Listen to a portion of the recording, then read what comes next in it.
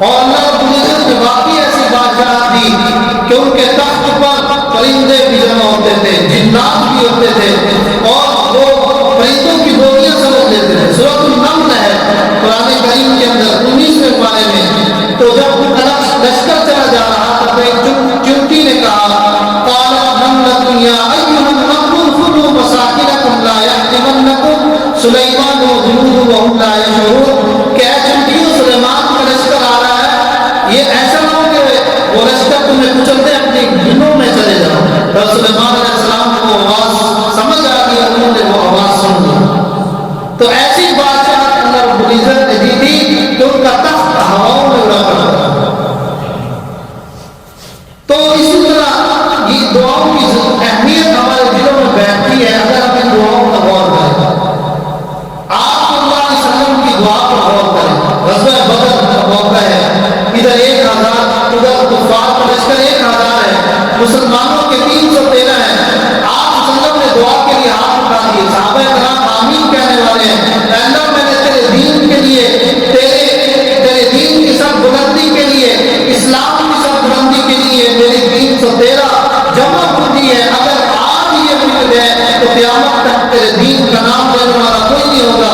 اے اللہ ہمیں اسے قبول فرما، اے اللہ ہمیں فتح عطا فرما۔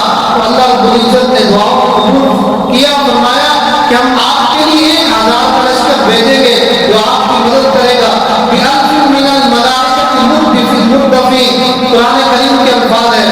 پھر دو جگہ اور ارشاد فرمایا، اللہ رب العزت نے 1000 لشکر بھیجا فرشتوں کا، پھر اس کے بعد 3000 کا لشکر بھیجا، 20,000 من الملائکۃ منزلین، پھر اس کے بعد 5000 کا لشکر بھیجا، ب5,000 من الملائکۃ مصومین، کہ نبی کریم صلی اللہ علیہ وسلم نے دعا مانگی اور اس دعا کے بدلے میں فرشتوں کے لشکر زمین پر اترے اور مسلمانوں کی مدد کی، اور 313 1000 کا غلبہ۔ تو اس لیے ہم دعا مانگے، اپنے لیے مانگے، اپنے بچوں کے لیے مانگے، گھر والوں کے لیے، والدین کے لیے، اور جو وفات پا گئے ان کے لیے بھی مانگے۔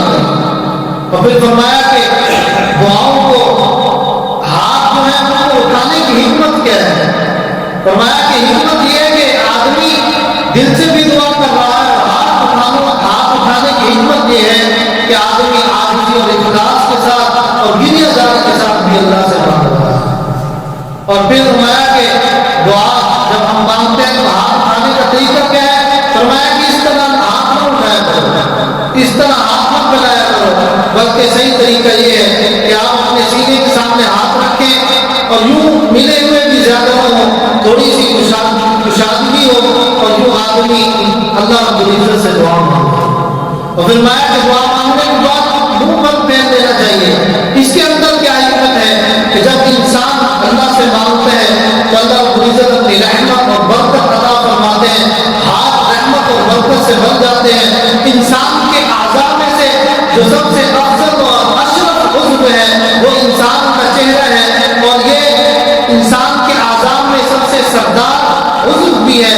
جب انسان اپنے چہرے پر ہاتھ پھیرتا ہے تو گویا اللہ کی رحمت اور برکت اس کے سارے جسم پر پھیر جاتی ہے۔